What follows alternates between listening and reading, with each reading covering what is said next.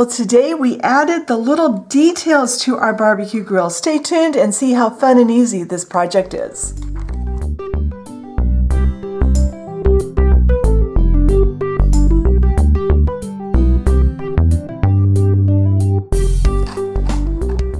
All right, our first step today is going to be painting this shelf that we added last week. At least by not getting a lot done last week, this is nice and the glue is all dried nicely. So this is a really simple process. You're simply going to paint the entire shelf. Probably you'll need 2 coats. I'm making mine black because usually when I've had a grill, the little shelf side is, little shelf on the side of it is black to match the grill. So I'm going to get this painted, and I'm going to go over my grill once again because being black and made of white paper, there's a lot of spots that are going to show, so I'm going to go through. I'm going to make sure everything is coated once again with black paint. This, like I said, will probably need at least 2 coats, if not 3, to make a nice solid black coat.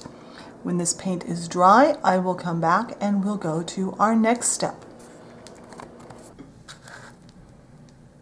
All right, the black paint has dried, and now we're going to start putting a clear finish on this, and then we're going to create our handles that will open the grill, and we can pretend to open this firebox.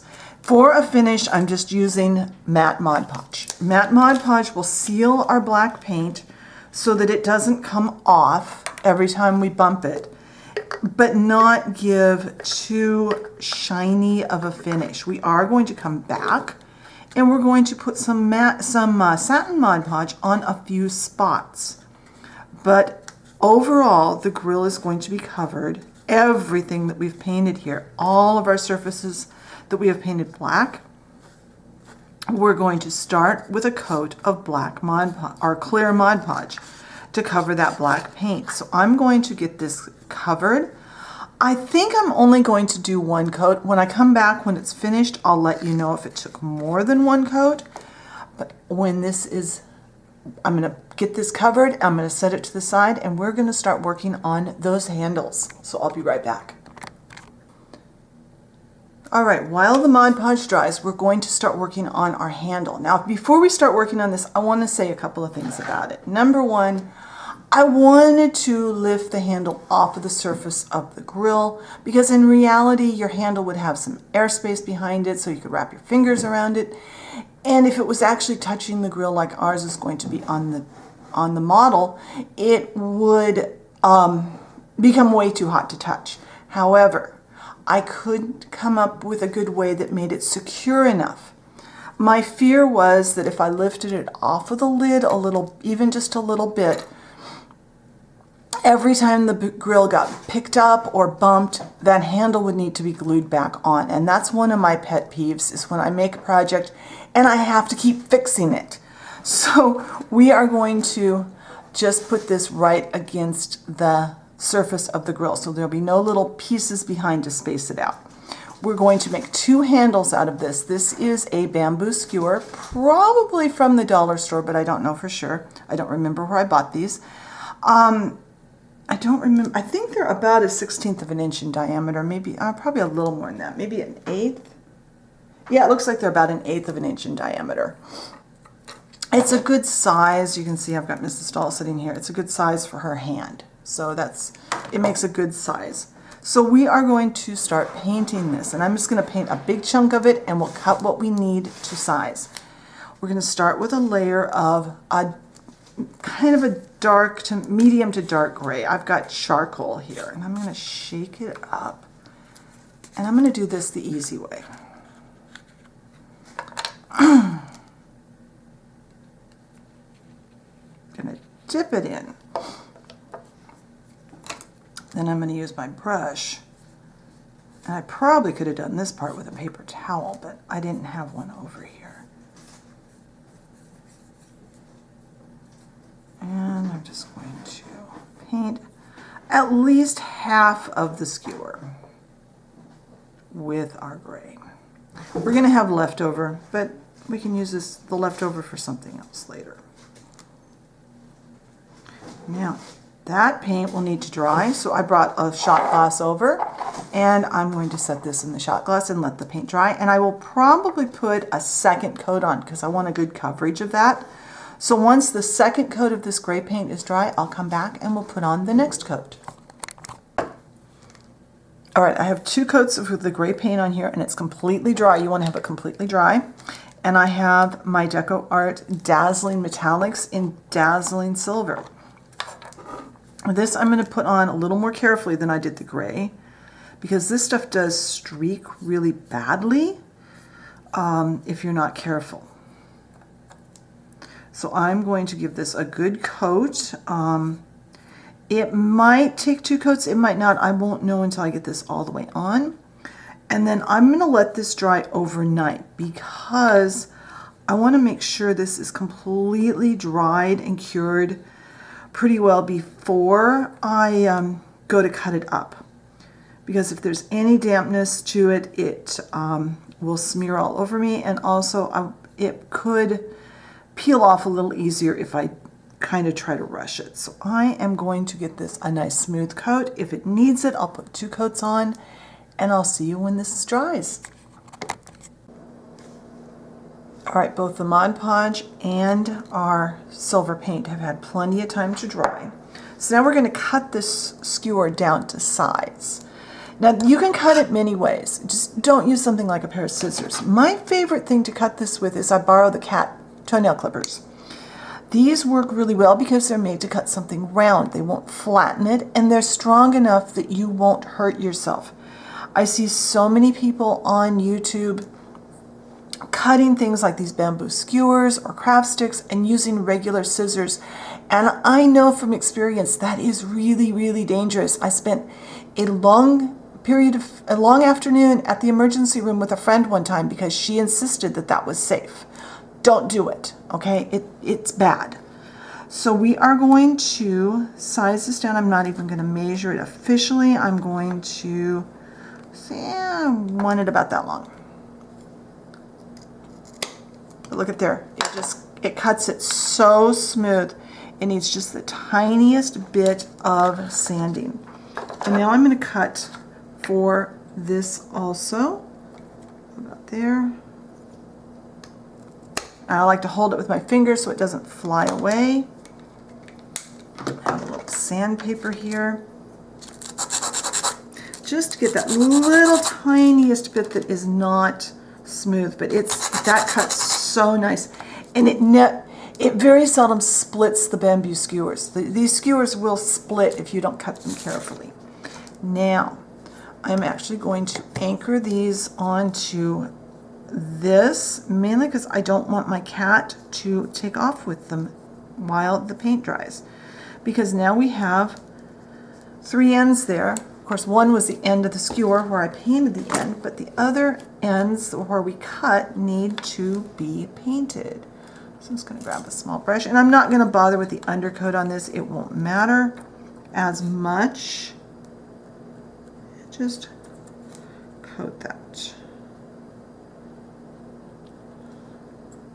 Give it a nice coat, and then let that paint dry so that it will not get all over us while we're going to our next step. So when this dries, I'll be back. All right, my paint is completely dried. I'm going to do a last minute, yep, that's the right size. So now we want to place these, just here's where the overlap ends. I'm not sure if, you kind of see it on the camera, it looks like. So we want to make sure that this is centered side to side, and that it's going straight across, and that it's not quite at the edge, but not too far up either. So I am going to reach across the front of the camera because my toothpicks are over there. Now if one side of your skewer did not turn out too well, use that for the side you put the glue on.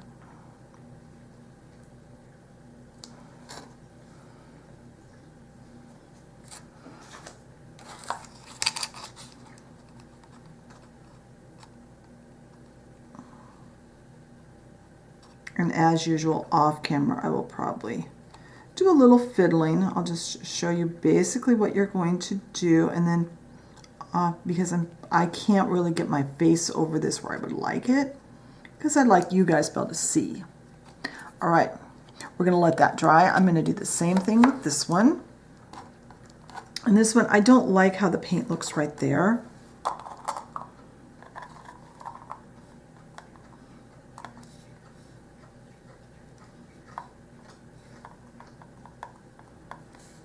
Put that off to the side where I don't stick my hand in it. And again, we want to make sure we are centered and that we are straight and not too close to the edge, but not right on it either. I'm going to let this set up for a little bit, and then I'm going to come back and probably use a toothpick to clean up that extra glue. I don't want to do it right now though, because I don't want to knock it off.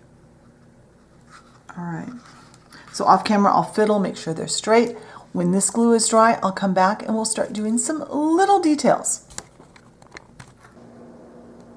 All right, so off camera, I made a little white dot with some white paint, 1/4 inch up from the handle and directly in the middle of the grill. Because now we're going to add what will be the thermometer for the grill. And for that, I found some 4mm jump rings in my stash, and they're in silver color, and I've got one right here. I'm going to put a little bit of super glue on. Cross your fingers. I don't glue my finger to the project, as if I have super glue in here.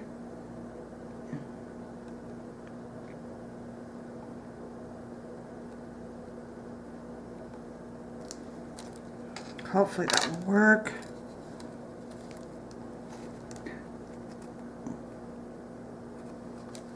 Oops. Yeah, we're under camera.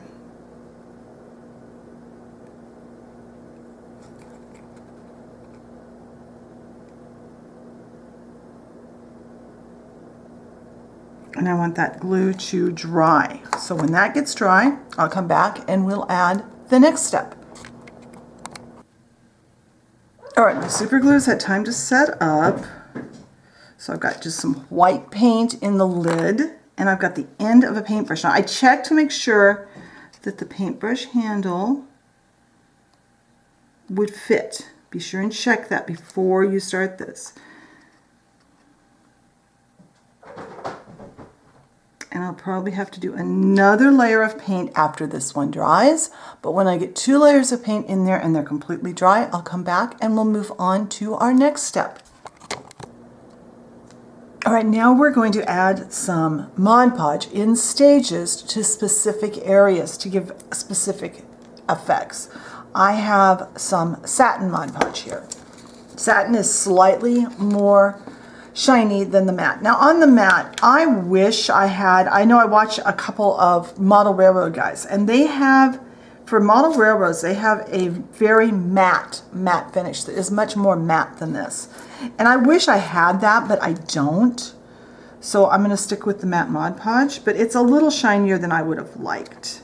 It always comes out a little bit more shiny than I would like. Now, we are using this satin in just a couple of places. And I've got a very, very tiny brush. This is, what is this? It's a round number 4. And I'm just doing, and my hands are going to shake, the 2 wheels. I'm not even going to, yeah, I'll do the back side too. I'll only make you watch me do one. So I'm going to do both wheels. And then I'm going to wrap my brush up because we are going to use this brush again for some more satin Mod Podge. But I don't want this to get smeared onto places I don't want it. So when this is dry, which will only take a few minutes, I'll come back and we'll put some more satin Mod Podge in another spot. So I'll be right back. All right, that's had about 10-15 minutes to dry, and now it definitely is shinier than the part above it. So now I'm going to take the same Mod Podge and the same brush, which if you haven't seen my trick before, I wrap them in a wet wipe and they'll stay fresh all day long. I've even accidentally left overnight and they've been fine. Now, I'm going to very carefully, again with the same very tiny brush, I want to get these handles. If we get it on the grill body itself, we can touch up with our mat because there will be just a little bit more shine to this. Not a lot, it's going to be subtle, and this is one of those fiddly details that if you want to skip it, feel free to, but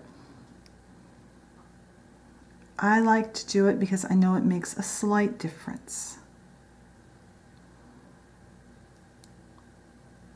But this paint is already a little bit shiny. Also, we need to seal the paint because we didn't seal the chrome paint.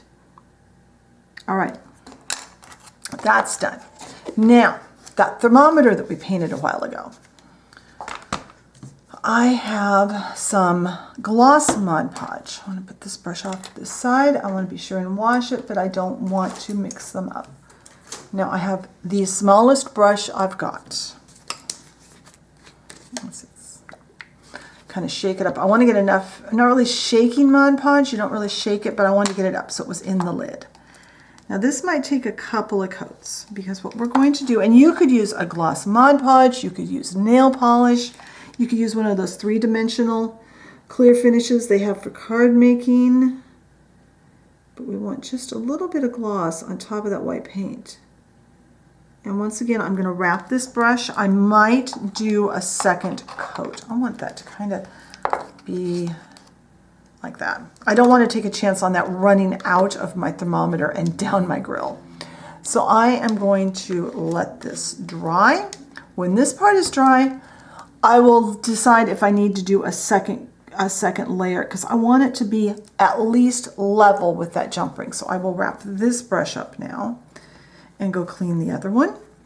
And when this dries, I will come back and we will see how our grill looks. All right, my various Mod Podge areas have dried and I could not be happier with this grill. I mean, we could go on, we could keep adding details forever, quite frankly. We could add a vent to the end, we could add a logo to it, we could add lighting to it. If you do want to light it, you could drill a hole in the bottom and run a wire down one of the legs and kind of hide it in there and then paint the wiring black. But I'm going to stop the tutorial here. I hope you've enjoyed this series where we took a toilet paper tube and some random easy to get supplies and made a barbecue grill. Guys, this was so much fun. It turned out how I had imagined it. I hope you have enjoyed this series. If you have, be sure and leave me a like on the video. Be sure and comment. What kinds of things would you like to make next? If you enjoy my content and haven't subscribed, be sure and hit that subscription button and the notification bell so you know when I put up a new video. Be sure and check the blog post for photos. And thank you very much for watching today. I will talk to you next time.